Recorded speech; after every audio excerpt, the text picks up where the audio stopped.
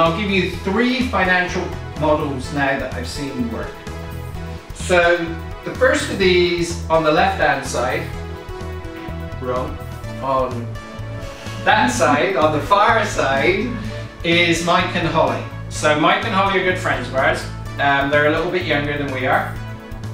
And their plan around long-term travel was pretty straightforward. They basically said to themselves, we'll allocate a pot of money, we'll travel until that money runs out, and when we come back, we'll come back into the workforce. Okay? So they set aside a pot of money, and they basically did that, and they traveled for 4 years.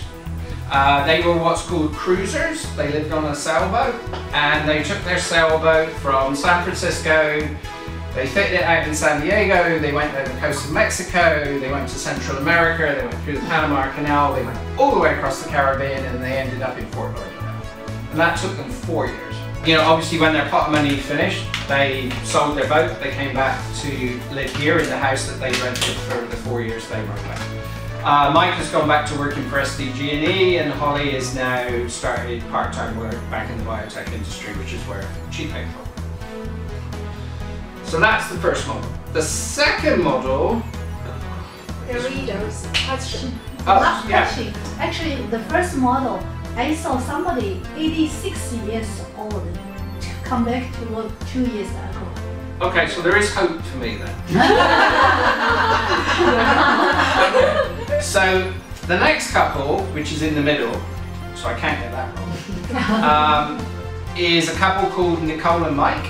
And they're a really interesting couple because they got into this whole long-term travel business sort of totally by accident. So they were based in Los Angeles, they lived in a rented apartment, they'd been living there for 7 years, and they were really quite happy with what they were doing. And then one day a letter came in the post that was basically said they were being evicted.